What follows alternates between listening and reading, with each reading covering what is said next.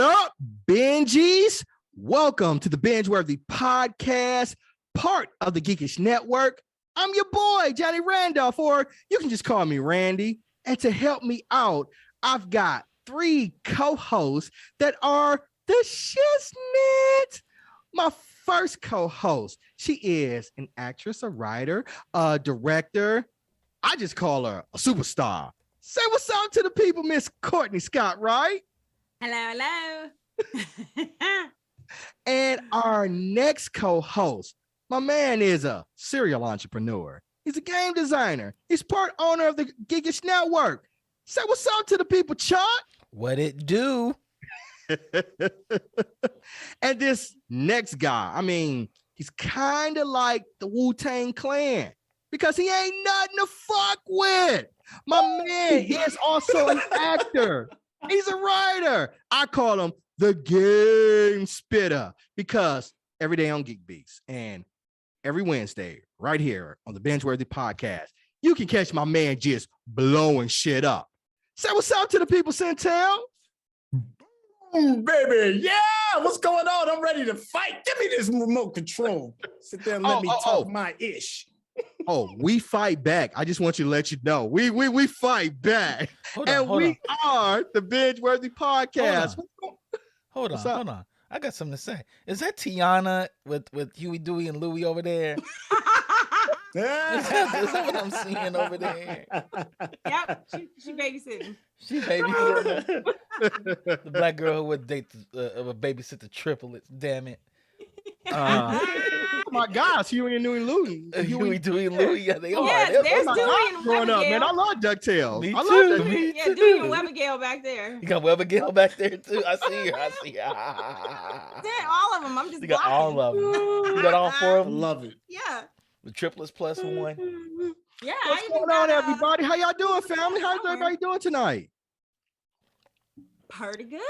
Good. Good. Well, at the BingeWorthy podcast, the premise of our show is that every week we will binge watch a television series, and then we come right here to the BingeWorthy podcast. And at the beginning of our show, we will rate that series based on our unique binge-worthy scale. Then we will engage in a high-level discussion of that said series. And at the end, we will rate it again. And maybe, just maybe, some of our co-hosts will influence us to change that rating. Now, speaking of ratings, our binge-worthy scale rating is at a number 5 is a full binge out. That means this property is outstanding. It is one of those properties that you cannot miss. You will watch in 1 or 2 sessions. At a number 4 is a full meal. A full meal is not quite a full binge out, but it is definitely worth your time to invest in viewing this series. At a number 3 is what we call a mini meal. A mini meal, while it isn't bad, it isn't great either. It's just kind of, it's okay. Courtney always describes it as a TV dinner. And I always say without any Laris seasoning. At a number 2 is a snack. A snack, it is one of those things where you watch because the NBA season is over with, the NFL season is over with. There's nothing new on Netflix, Hulu, or Disney Plus or anything. And you're really just bored out of your damn mind. Hate watching it. Nothing but boring ass baseball and the pandemic, and you're stuck in the house. And at a number one is a cringeworthy. Now, a cringeworthy is just some old bullshit. Normally, blame me. No. I say it's a certain person that recommends that, and it's some old bullshit. But I ain't gonna say that. I ain't gonna say that this time. All right. There's a certain person. It's a certain person. I'm gonna put it out there. All right, I'll take the blame. I'll take the blame. It's a certain person whose initials are C and B, and that's all I'm gonna say here on this podcast. That's all I'm gonna say.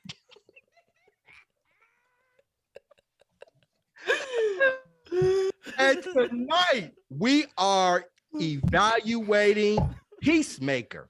Now, the premise of Peacemaker is after recovering from the injuries he suffered from the events of the Suicide Squad in 2021, Christopher Smith, aka Peacemaker, is forced to join a mysterious Argus Black Ops squad called Project Butterfly. That's the premise of the show. Now we're going to go ahead and rate it. So I'm going to start off with you, Chuck, man. How are you going to rate Peacemaker? I'm going to stand on this. It's a full binge out. I'm giving it a 5. I'm going to give it a 10 if I could. Maybe 11. I don't know. Binge out it twice, and I'm going to fight anybody who says different. Damn right, Cynthia. I'm looking at you. I'm looking at you. Yeah, I'm looking at the guy next to me. We're going to fight. If you say otherwise. And if you've ever watched our show, and if you haven't, we fight it out here. And everything is authentic. We don't force anything or make up anything. Everything that we think, we say right here on this podcast. So since Chuck was looking directly at you, Centel, how are you going to rate Peacemaker? Yeah, I'm only disappointed in that I won't be able to fight y'all the way I want to fight y'all because the content was just so good. James Gunn is a brilliant actor's director. He's able to pull things out of people that you would never consider. I never considered John Cena to be taken seriously under any circumstance whatsoever. He was clown shoes to me, and he made me really, really enjoy him. And I think John Cena actually carried the project, which is even more surprising. And that's how good of a director, an actor's director, James Gunn is. It is absolutely binge-worthy from the word go and to the absolute surprising cameos at the end. It is an absolute joy to watch. Awesome. Okay. And since you threw that out there, I just want to warn our audience, we're going to spoil the shit out of this, right? So this spoiler alerts out there because we're going to spoil the shit out of this. Now, I'm going to jump in here right now. So I am a DC fan, right? I've been that way since I was a young kid. And while I have enjoyed the MCU, I've had to watch in horror for the last 10 or 15 years as the MCU has been kicking my guys' ass. Like they've been just destroying us for any property outside of Batman, right? And so we needed a win. And we didn't need just like a regular win. We needed The Rock's people elbow dropping, Ric Flair woo, screaming Steph Curry type of win. And after I watched episodes 1 through 8, and I must admit, I didn't love Suicide Squad, the second one, 2021. After I watched episodes 1 through 8, I paused and I gazed at the heavens. Thank you, Lord. Thank you, Lord. You delivered the type of win that I needed as a DC fan, a live action DC fan. Man, this series to me is it's one of those game changers, right? Like The Sopranos and Sex and the City was for HBO or Ted Lasso for Apple Plus. This is that game changer to me. As Chuck kind of alluded to, I'm giving it a full binge out. That's only because we don't have anything higher. And I seriously considered changing the rating scale to give us like a higher rating because like, I was real close, but I was like, well, all right. But to me, it's a full binge out, man. I loved it. As Centel said from the opening credits, and we'll talk about that a little later, all the way up to the end. So, Miss Courtney Scott Wright, how are you going to rate Peacemaker? She's like, some old bullshit. She's like, I can't fight today. Let's go. She's like, I'm choosing violence because all you guys. Wait till I'm done with you. Wait till I'm done okay. with you. I'm putting cases on all you bitches. All you bitches. Cases on all Can you. I get in? I feel like I'm playing double dutch. And y'all just like twirling, and I can't get in. The floor is yours, Miss Courtney Scott Wright. So, okay. I don't know if I've said it before. I was very against watching Peacemaker because I didn't necessarily hate Suicide Squad 2. I had a really good time with it, to be honest. Because it's James Gunn and because I just enjoy his humor. But I did not. I was like, Peacemaker, why is that guy getting a show? He was underwhelming in Suicide Squad, and I like John Cena. I think he's very funny, but I just, I didn't know. I had feelings. I was in my feelings. And so like everybody on this, on the panel, on our team was like, have you watched Peacemaker? Have you watched Peacemaker? Nah, man, I get there. Have you watched Peacemaker? I get there. My brother, have you watched Peacemaker? I think you need to watch. I think you'll really enjoy Peacemaker. I think you should watch Peacemaker. And I was like, you know what? Y'all getting on my last nerve. Let me go ahead and watch a couple of episodes. Watch the pilot. Yeah, from the jump, I loved it. And I have to say, my number one reason is because it is politically incorrect. They don't care. And it used to be that way for a while for certain comedy shows. Like they don't take stabs at like seriously underrepresented, groups or what have you, but they take jabs at just about everything. And I'm here for it because it was really funny. Nothing came out of like hatred or ugly. I mean, they even had white supremacists in there. You know what I mean? And for Lekin was like, he came with it. And I read this article that was talking about how the woman who plays Harcourt is actually James Gunn's his new fiance. And she was talking about how during the pandemic, he was editing Suicide Squad and he just didn't have, he was just bored. And so he started writing this show about Peacemaker.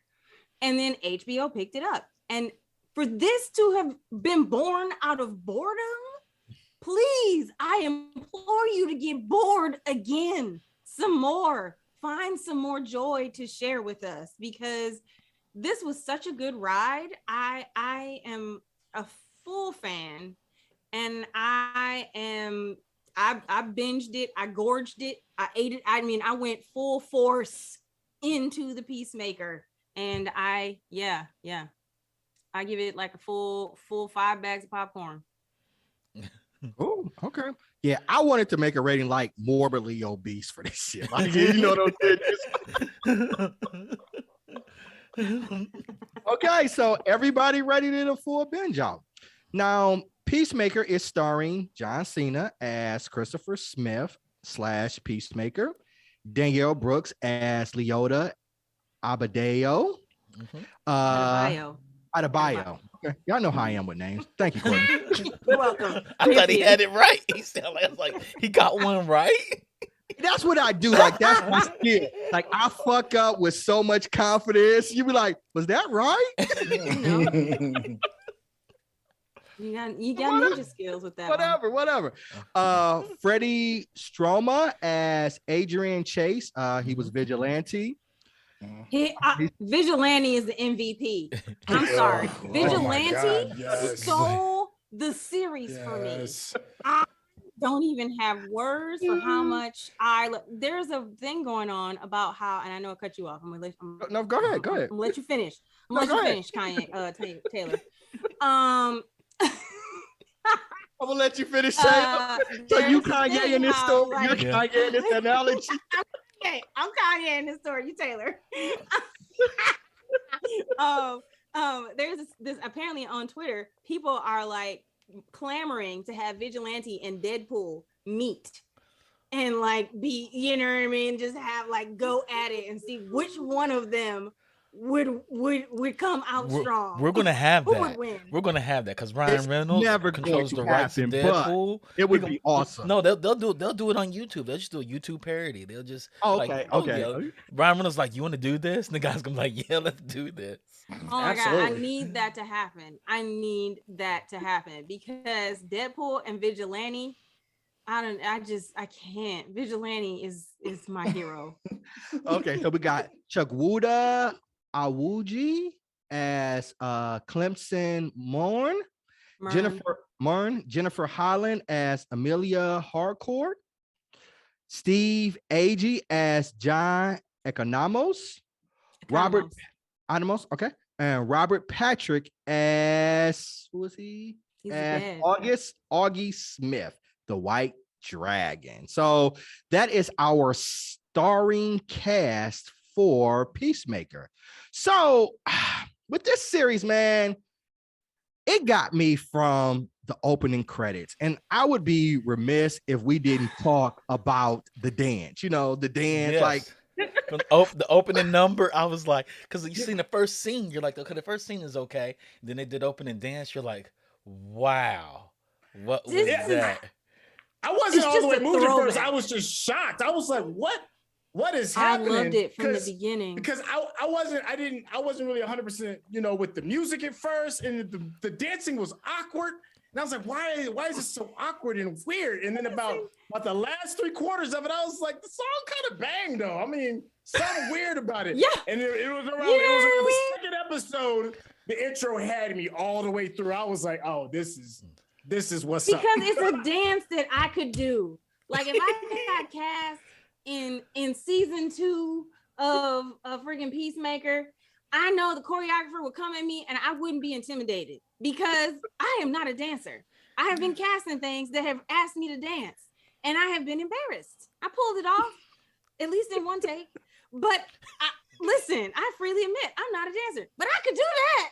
And I really was like in my apartment, like doing the little dance. Like y'all know what makes it great? Because all those dances are Fortnite dances too. Are they? Well, they're in Fortnite. Yeah. So the interesting thing, Courtney, you mentioned you're not a dancer.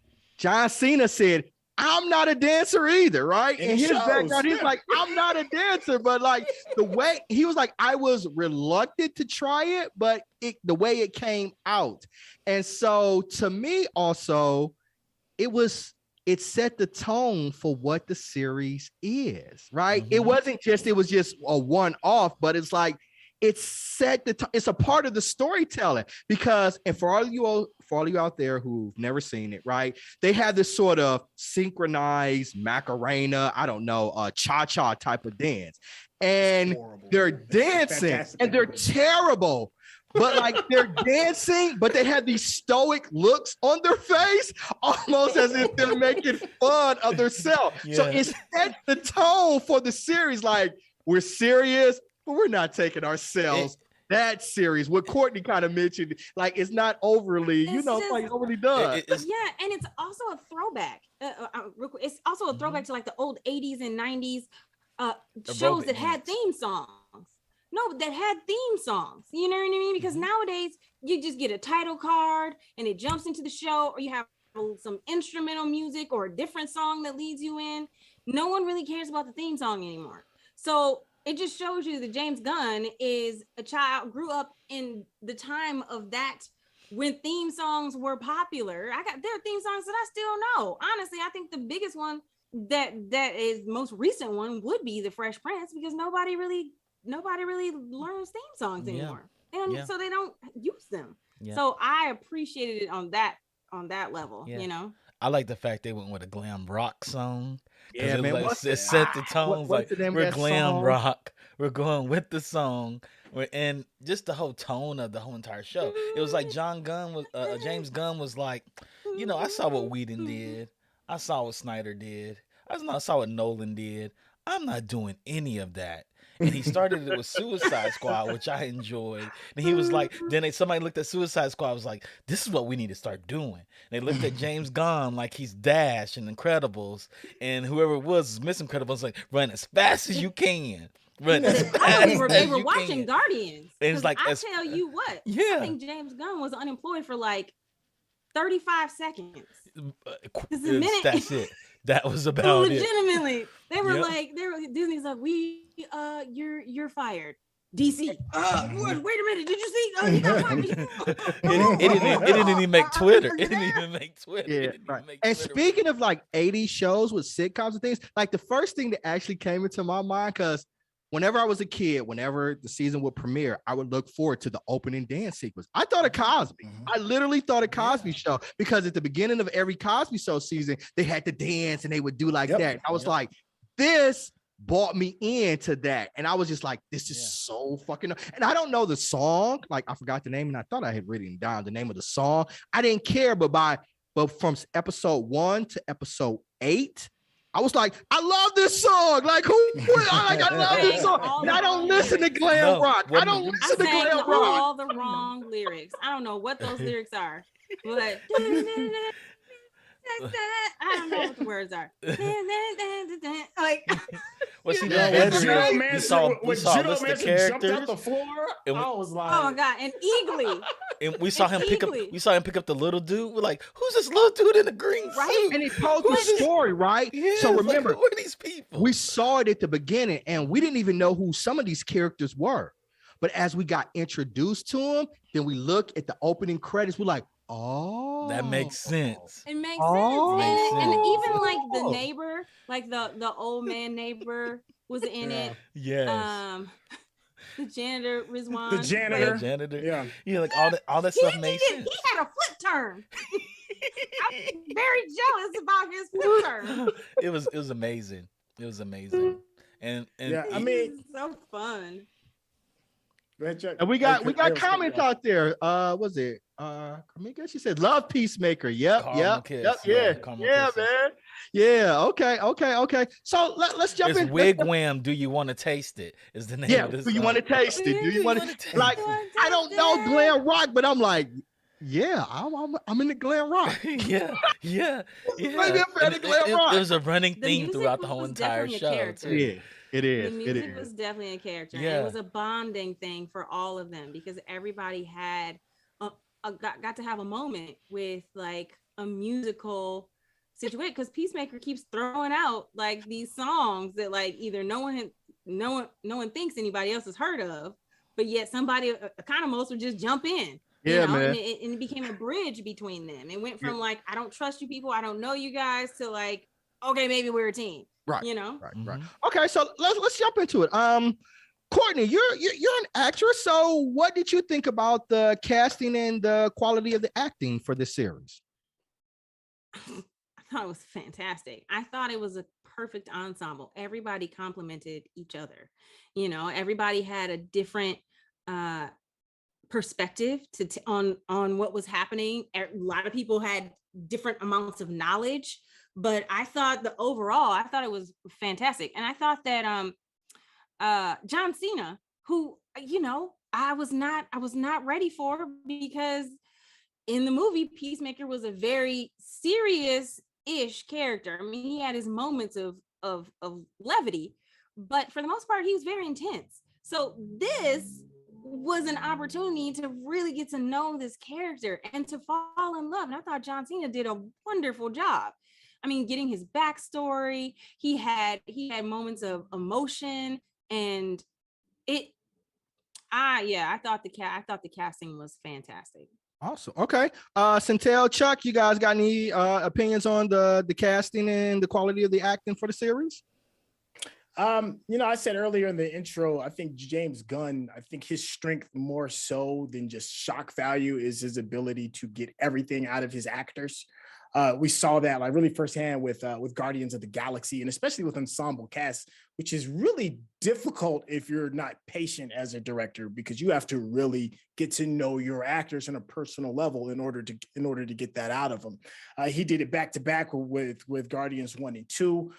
He did another ensemble, of course, with Suicide Squad. I enjoyed Suicide Squad. It was over the top with violence, but it was still, a fun little romp. So as far as the actors are concerned, I think it's more, I want to give more of the credit to James Gunn regarding how he facilitated and used the talent. And it seems to me he was probably more hands-on with picking the talent, and then he can form them into bringing out these perfect moments. John Cena, I mean, I don't see how you did that. I've never seen John Cena like this, like in a way where I cared that he's on screen ever. And he's been John Cena. This isn't like John Cena's first project. Right. He's just never had anybody push him to those moments. And even the dude Diebeard, and then of course Vigilante, who had an absolute legendary performance. And then even with more dangerous character, with such as Peacemaker's dad, that could easily have gone left, easily been a disaster and totally destroyed the film as a whole. But James Gunn, because he's such a really good writer and is able to get the tones down to make us hate him and still laugh at him and even laugh with him, with that type of character is a testament to his brilliance as a director. Sure. And I'm not. Oh, sorry. Go ahead, Chuck. Go ahead, Chuck. No, go ahead. I was thinking like the writing of the scenes, like he gave everybody their shine. He didn't pull a Whedon and pull a character out of the film, out of the 6 hours that we watched them, the 8 hours we watched them. He actually allowed everybody to shine. He gave them perfect scenes so they could shine, not just by themselves, but with the other cast of characters around them that supported them as well. Like you just constantly saw the interaction between all the characters. It wasn't over the top fighting. It was way over the top fighting, but it wasn't in comparison to the levity of the personal scenes. Okay. Like it was really interesting. Yeah, it was. And the thing is, I'm still not sure that John Cena is a good actor or not. Like, I really don't know. But I'm with you. He nailed his role. He captured the nuance and everything of this role. It's like, and it's interesting, Courtney, in Crosstalk, you said that it was written for Batista. And I was just like, for him to be able to translate that over to another actor is phenomenal, because John Cena nailed it. And I think one of the strengths is, as we've all kind of mentioned, it's an ensemble cast. And every cast member played its role like a team. Like, this is the best team effort. Like, they're the Golden State Warriors. They're like the 96 Bulls. Like, it's everybody knew their role and they weren't trying to do too much and they weren't trying to outshine everybody, but it just all kind of fit together. At least for me, that's how I interpreted this. Yeah. It was everybody knew the assignment and they accomplished the mission. Right. You know? Nobody was trying to do too much. Everybody was doing their assignment. Yeah, absolutely. The only one I would say that did above and beyond was just literally, I'm sorry, the MVP, Vigilante. Like, that kid came out. No, from the moment we saw him in the buffet and he's waving at them, like, I was like, who is this kid? Yeah, the weirdo. I didn't know how to take Vigilante. He was like, me neither. When we first met him, I was like, who's this guy? Right. And I thought he was going to be a corny guy.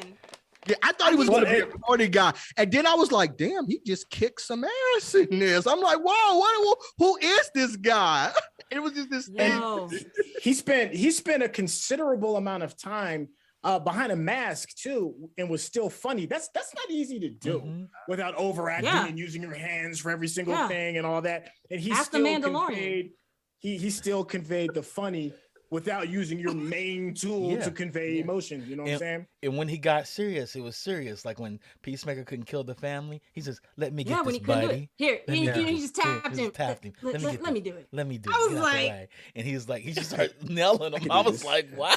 It was such a dope moment because he was sincerely helping his homeboy. He was like, I'm helping my homeboy. Like, don't worry about it, buddy. I got this. And the way they did it, like they didn't show it, but you heard the gunshots, like the smacks. Yeah, he was like, fucking kill some kids. And I thought of you, Centel. I did. Your tropes is like, you don't kill kids or animals. Dogs, you had another one. And I was like, they just threw that shit out the window. They just killed them. Yeah. Run as fast as you can. It was run as fast as you can. They threw a lot of stuff out. Like the way they addressed the Adebayo's I just said her name wrong. No, you said it right. Okay. Adebayo. Yeah, Adebayo's relationship with her wife. And when they found out, they turned around and gave her a full frontal, and John Cena was like, "What the fuck is this?" And they made a whole scene about They're going through pictures, and in the pictures, she's like, "It's what's Isaiah's wife sends a picture to her wife of a full frontal, and you literally see it. You literally see it, and everybody else sees it. You're like, "What?" She's like, "What the fuck is that?" And it does what WhatsApp does, because WhatsApp grabs photos and drops them into your library. And I was like, that's exactly. I said, James Gunn must have done that to his woman, and it popped, or his woman did it to him, and it popped up. It was like, how'd this get over? I had it in my chat app. How's this in my library? And they sat there and talked about it. And the good thing about his jokes is like he addressed these jokes. He never punched down. Only thing he punched down on was racism. Like when Vigilante walked over to the table in the prison. Oh, that scene. Oh, that was great. Oh my God, it was legendary. It was the most legit scene I've ever seen. I was like, that's how you do ally shit. That's how you do ally shit. Hey, Vigilante is an ally. Vigilante is an ally. Because when 100%. He was in prison, he is Peacemaker's road dog. Yeah. Like he is Butch to Cassidy. You know what I mean? He was like, or Butch Cassidy and Sundance Kid. He's definitely the Sundance Kid. You know what I'm saying? Like he was like, I don't kill black people. I kill mostly white people. White people. Who is this guy? And Peacemaker, the asshole he is, Vigilante's like, I'm your best friend. He's like, no, Eagly's my best friend. That made it even better. Because it plays off the scene of not Vigilante, but Peacemaker and was it Deadshot in Suicide Squad when they're walking through the village and they're killing everybody, talking crazy to each other. It makes you say, wow, they had that level of camaraderie. So Peacemaker's, this is how he moves. Yeah. Jump in there. You about to say something, man? Uh-huh. No, I was gonna say like two testaments to good acting, and one that kind of set the tone to me was like the opening sequence of the very first episode where Peacemaker, wakes up out of bed and he has that conversation with the janitor, and he's like trying to convince the janitor that I'm somebody, and the janitor's like, for all intents and purposes, like, who the fuck are you? Like, I've never heard of you. Nobody cares about you. You're like I don't want responsibility. That's why I'm not working at MIT. He was like, I graduated from MIT. You went to MIT? I'm here. And you're a janitor? Yeah. He didn't want the responsibility. That set the tone for me. I was like, oh, this is great. Because that dude was, I wanted more. We got like one other scene with him with the janitor again. Which was still hilarious. But to me, another indication of just a testament I love him. of Gunn, man, is Eagly became a full-blown member of the team. And I didn't realize how gangster Eagly was until they was running, and Eagly was like, I'm gonna have to put these claws on somebody. He was dive bombing. Whoopings, he was giving folks, he was closing folks. I'm sorry. Damn, Eagly. Eagly hugged Peacemaker when he first got out of jail. I cried one Denzel Washington tear that went down my eye. Just one Denzel tear that went down my eye, man. It was a very heartfelt show. It was. And the relationship that Eagly had with oh my God, Bio? oh my gosh, no. our guy that we just love. I forgot his name. Vigilante. Yeah, like What is they're kind of halfway arguing, and the eagle likes Cheetos, and it's like I love the eagle. I had no idea Eagly was gonna be as fun as he was. Eagly, when they gave Eagly the mission, Eagly, it's your job. You're the only. We don't have a team member who can fly. Yes, we do. Yeah, we he do. Gave Eagly the mission to take the helmet, and Eagly just flew off with it and then dropped it somewhere else. He was like, we thought he was gonna do it though. Now For like a hot second, because he flies in the direction, and then he kind of like. All right. Okay. All right. So since man, we had a lot of fight scenes in this series, man. What did you think about them? One, good, bad, average? How were your thoughts on the fight scenes for this series? Okay, now when it came to the hand-to-hand combat, everything with Judo Master was on point. It was really good. I love the fight choreography. And then the rest is just shock violence. But if you've seen a James Gunn film before, especially The Suicide Squad, you know what you're going to be in for. You're going to see a lot of headshots, open wounds, blood and guts hanging out, people trying to stand on broken legs and all that other stuff. So the shock value didn't like raise the level up anymore. Honestly, it really didn't even really need it. I mean, the show was so good, it didn't have to lean on that bit of a trope. But it's a James Gunn film. You know, James Gunn is like, oh, my shit is bloody. So yeah. So the hand-to-hand stuff with Judo Master, real good. Judo Master was another great character. Absolutely great. The smallest person in the damn show kicks the most ass. When Judo Master came for those two idiots in the 7-Eleven, and he was just chilling out there, I was done. Yeah. Then he looked into the clerk, and the clerk was like, yeah. He was eating his Cheetos too. He was minding his own business. I like how he chills. He leans back and he just eats his Cheetos. He's just the flaming hot Cheetos. He just looks at people. Then he just kicks your ass. Okay, I'm sorry. I know I've been talking about Vigilante, whose name is Freddie Stroma. He's been in a lot of. He was in Bridgerton. He was the prince that that she was supposed to. She's supposed to marry. Flirting with. Oh, that's really? Flirting with him. Huh. And he was in Harry Potter. He was in there. He had a series Time After Time, which I watched at Comic-Con, and I watched all the little episodes. Did not know that was him. He played H.G. Wells, and he was like this time traveler. And he was in Game of Thrones. He was Samuel Tarly's older brother, the one that got burned up. Oh wow! By Daenerys. Oh, wow. That dude is a method actor. Apparently, so I did a little research on it, right? Dickon Tarly, yeah. I did a little research, and like apparently, James Gunn was talking about. He's like HBO gave them a lot of autonomy, with the sex and the language and everything. But he was like, the actor who played Vigilante, every other word out of his mouth was like, fuck this, fuck that, shit this. And they were like, whoa, HBO is, they're great. HBO Max is great partners, but I'm going to need you to bring it back in just a little bit. I appreciated that. I appreciated him just going to town like a sailor on leave. Listen, get in there. Right. I was a huge fan of that kid. He did a good job. Yeah, great job. So speaking of James Gunn, Chuck, James Gunn wrote all the episodes. And even I think the first 4 episodes he wrote and directed. Chuck, to you, your opinion? Good, bad? Like, what are your thoughts? I think they do need to make him the Favreau or the Filoni of the DCU. This show remind me as close to Harley Quinn, the animated series, as we've ever gotten. And that's when we reviewed that, and we beloved that. And I was like, this hits that same tone. And the directing was great. It was colorful. It was bright. It wasn't that DC drab that plagues all of DC's films. Even bright ass Superman was dark. And it's like they kept going for the tone of The Dark Knight.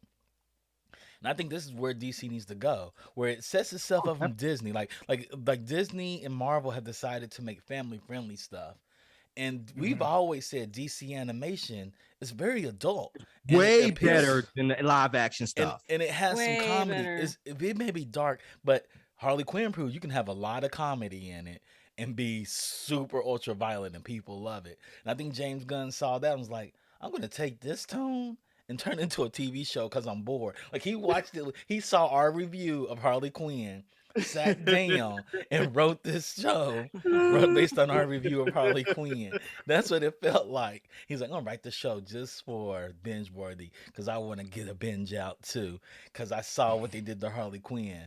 And he's like, fuck that bitch. Margaret Robbie gets on my nerves. I didn't like her in the Suicide Squad. And wrote Peacemaker for us. He wrote it for us. And I'm gonna live on that. Honest, Document I'm so it forever. glad that as much as I am totally repping, it's the only I got Harley Quinn. It's the only one that I have from the Suicide Squad. Although I am repping Green Arrow with my little ponies, since he's a brony. According to James Gunn. I appreciate that Harley Quinn was not in it, that she didn't show up.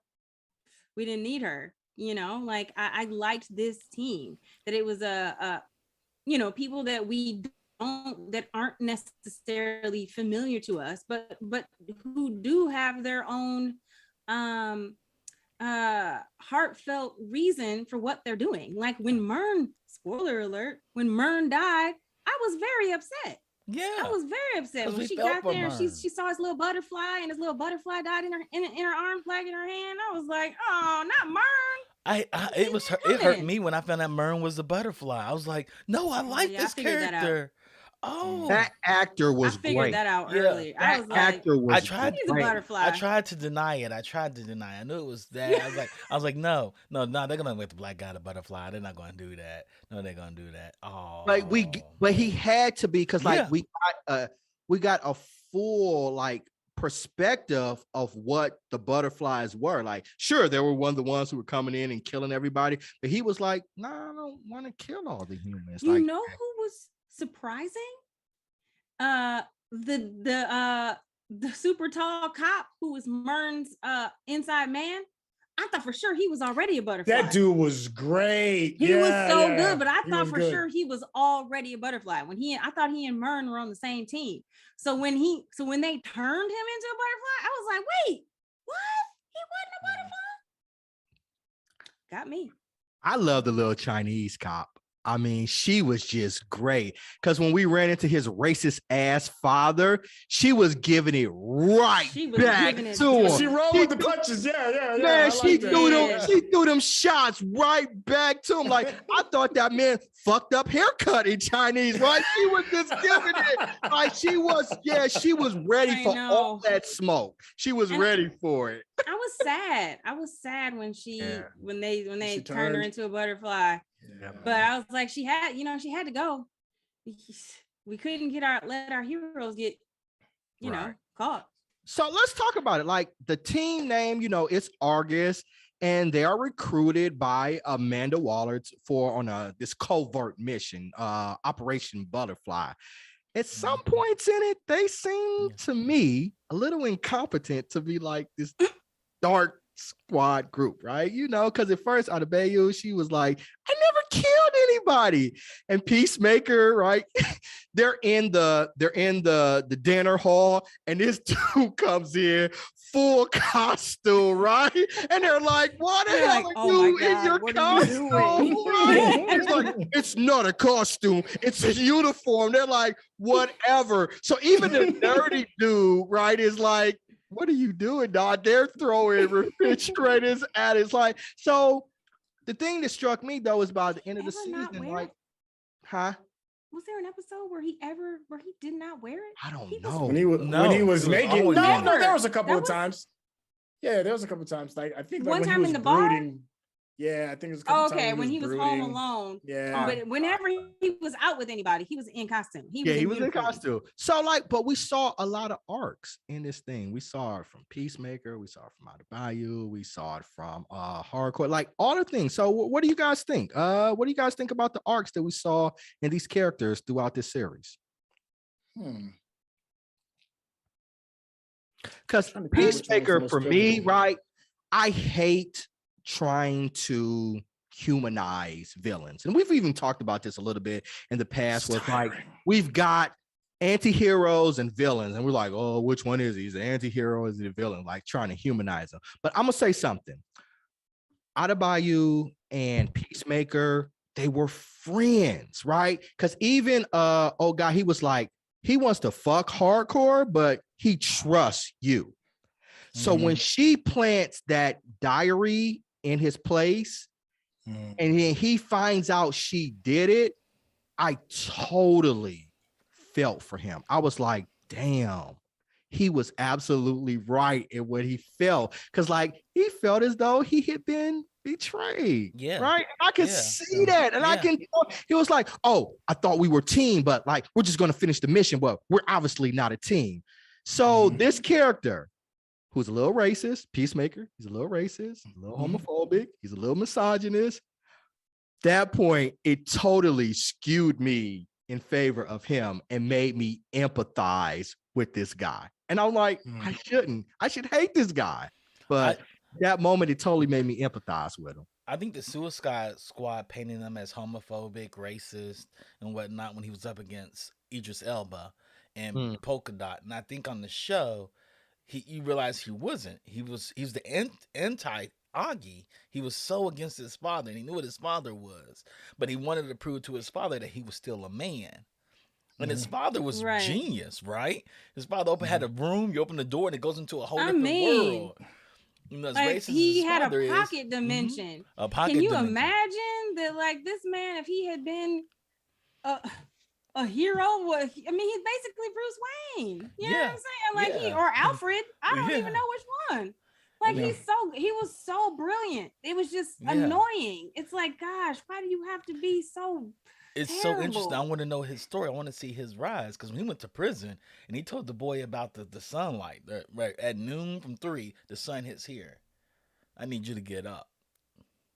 And everybody in the room looked at that boy like, you would get your black ass up, because we'll hem you up. And Augie didn't have to say anything. And Augie sat down. What did they do? They all came and knelt at the throne. And I was like, they all came pretty much kiss the ring. Yeah. Wow. Did anybody think he looked like Iron Man except for with like a white hoodie on when he was flying? I think he was supposed to.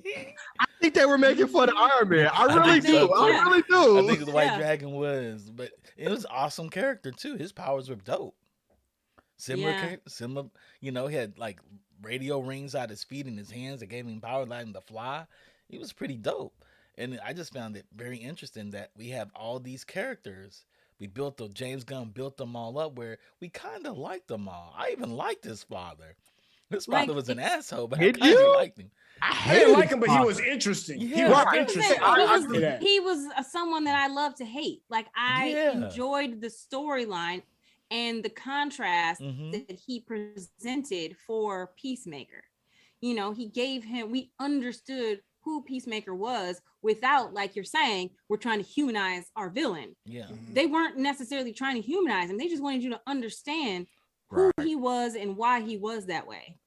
So I thought that it was an excellent opportunity to see his backstory without him giving us a lot of like exposition about this is what I did or this is where I came from. You know, a lot of talking from John Cena, who, you know, he did a great job, but I don't know that he necessarily would have conveyed it in the same way that we received it by telling the story this way.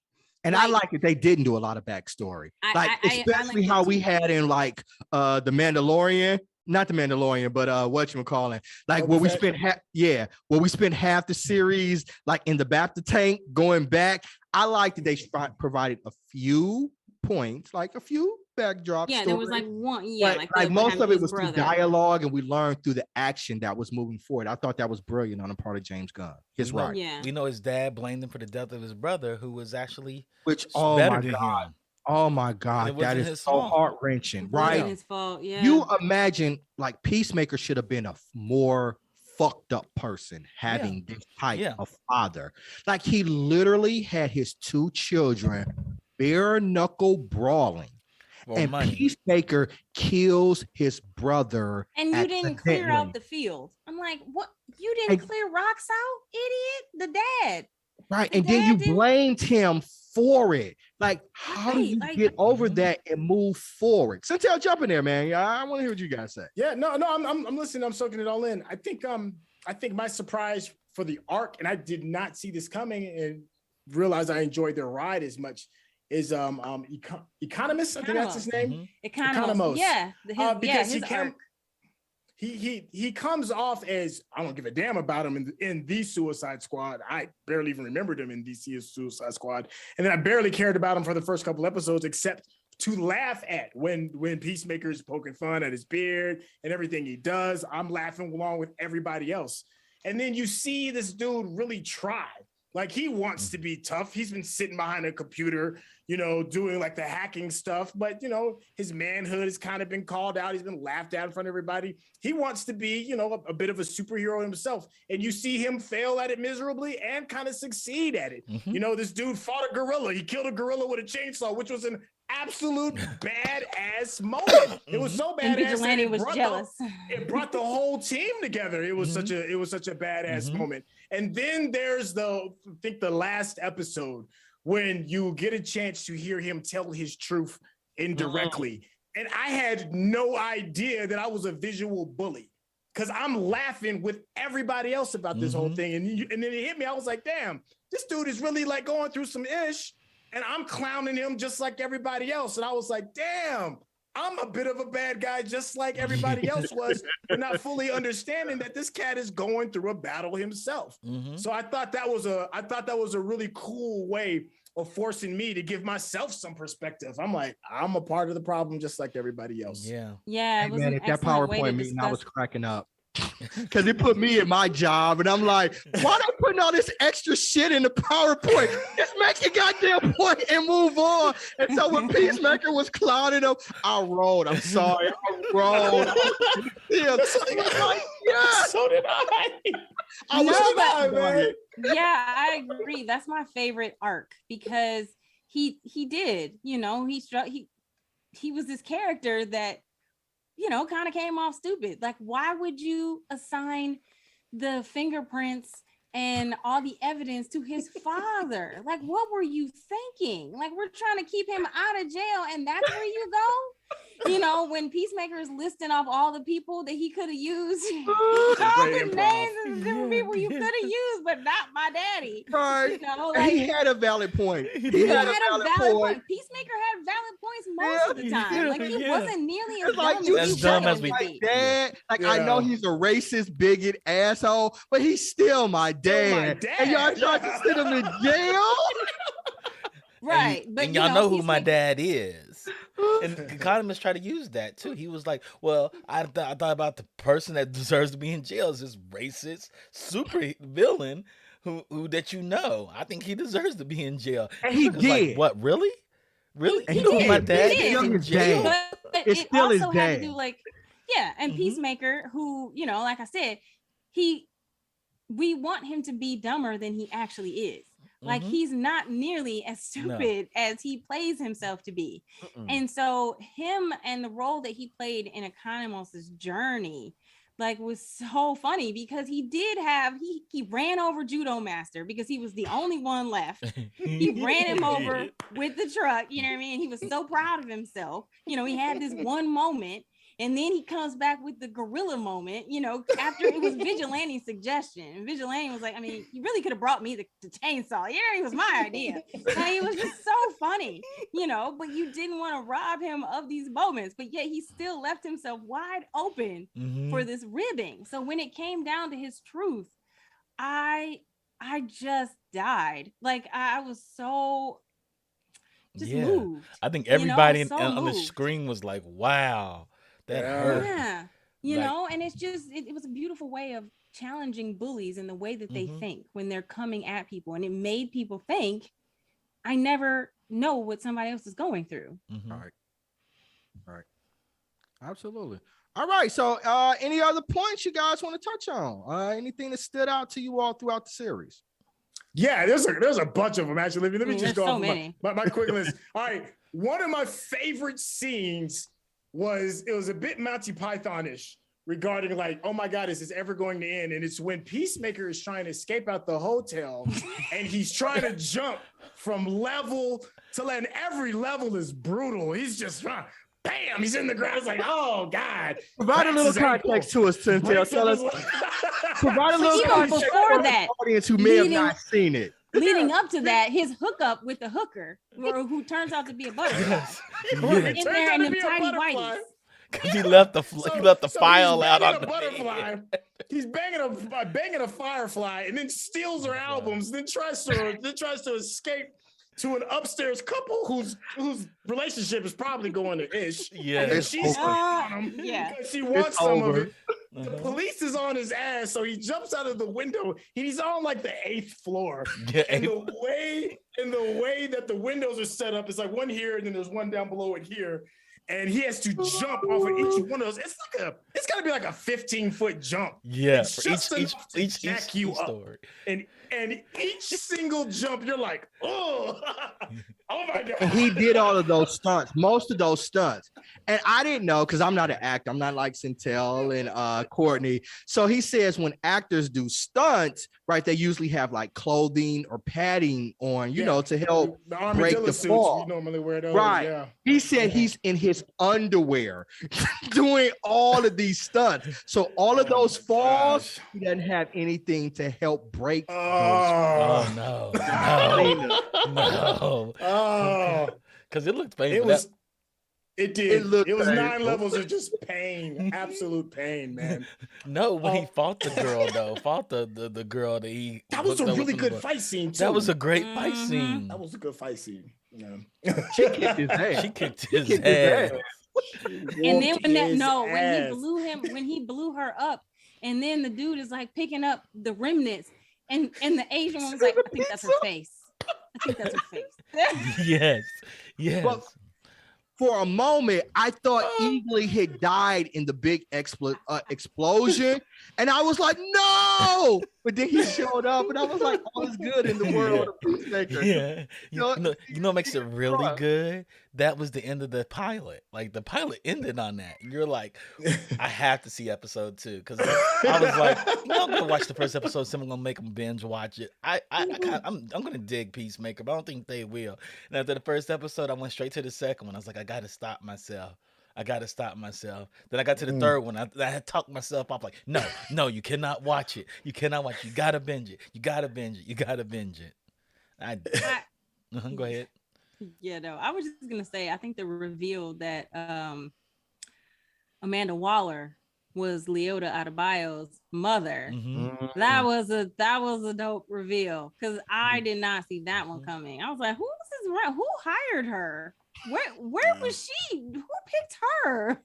Hey, and they had my girl make a cameo in there, so that was dope. Who's one of the best, Viola Davis, the best actresses out there in the game. Yeah, and when she everything showed she up at does, the she end, kills it.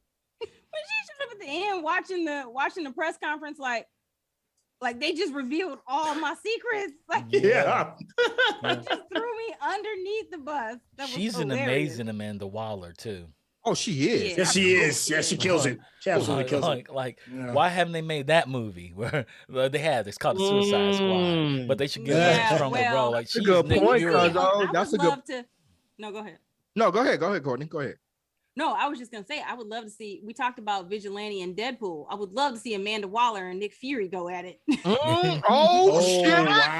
Oh shit! We just got a hot take here on the BingeWorthy podcast. Amanda Waller and Nick Fury going at it. Can you imagine that? Yeah. I cannot. Like, if we can I'm gonna put that on Twitter and claim it for myself. As a chess move, them two trying to outmaneuver each other. Yes. That would Matter of fact, they hook up one night and then they had to go to their cell phones and they had to battle each other. Cell phone. Oh my god. The Avengers and the Justice League all battling out between Suicide Squad, Amanda Waller and Nick Fury. That's dope. So speaking of which, and I'm gonna spoil the hell out of this, FYI, we get a Justice League appearance at the end. And the reason I bring this up, because it's an episode that we're always going to forget about. We're going to wipe it away from the memory. It's Hawkeye. And Hawkeye in it, we talked Yeah, Hawkeye. Because we talked about it a little bit. Where are you going with this? What the hell you talking about? Hawkeye was dope. Hawkeye Get is- him out of here. Chuck No, and they I didn't don't like agree it. with you all. That's why I They said didn't it's like going to be it. an I episode. don't understand where he's we talking going about with our this. episode of Hawkeye. He's talking about our review of Hawkeye. Because we're always going to forget about it. But one of the points that was brought up was like, Hater. Hawkeye. Hawkeye was in New York and he never contacted anybody in New York from the Avengers. Oh, Never did. okay. He never I know. made Okay. a call. But here they resolve that problem. While they show up late as fuck, the Justice League does show up, right? They do show up, right? Yeah, because they're like, because Harcourt, I think it was. She called Waller and was like, can you get the Justice? Like, we need we need them. Somebody, for this cow, which is not a cow, which is really Jabba the Hutt's wife. Right. You know what I'm saying? Yeah, the weird tick baby. Right? Yeah. They're not in the budget, but they show up and we literally get the Flash and Aquaman and they answer a joke that Aquaman doesn't fuck the fishes. And he's like, I gotta stop all that. And then the Flash was like, it's not a rumor. And I want to know how he knows what the Flash been doing.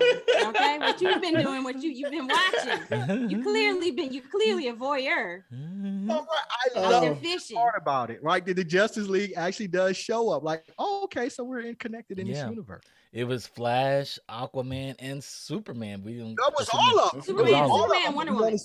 No, we didn't get Batman We and didn't get Cyborg, Batman. which is a point of contention because they did film the scenes with Batman and Cyborg in it. They just didn't make the cut. For whatever reason, we don't know. I don't know if he couldn't use Batman because of the Batman that's coming out. That's the speculation. But there were stunt doubles for those two characters that had been hired previously. Oh, interesting. And I thought it was really fun because there was another thing that apparently when they filmed somebody from the Suicide Squad, their audition, I think they filmed their audition on the set of a Marvel film. And no, they filmed this one, the cameos was a quid pro quo. Like Marvel did something while James Gunn was shooting Guardians of the Galaxy for the Suicide Squad. And so Suicide Squad, the DCU, was able to help the crossover in some way. Like the Marvel helped the crossover sometime. Like when he was shooting Guardians, that's when he shot that one. Yeah, he took his productions. Yeah, he had extra days with the production team, and then he asked Marvel for permission, and Marvel was like, "Yeah, that's cool. I mean, we're already wrapped, so you can use the same production team." And I think they shot it like the next day or something like that with Marvel's production team. Yes, Marvel's production team shot that scene. With the DCU because something Wow. when he was shooting Suicide Squad, he shot something for Guardians of the Galaxy. I think it was the Christmas special that's supposed to be relatively coming out soon. I think it was what it was. He shot something for Marvel when he was doing Suicide Squad. That's amazing. That's amazing because we're not gonna get too much of that. I can guarantee you out there, we're not gonna get too much of that. All right, guys. So we've talked it ad nauseum. So let's rewrite this thing. Courtney, we started off with you last, so we're gonna start off with you first. How are you gonna rate Peacemaker again? I'm gonna stay. No whammies. Full binge out.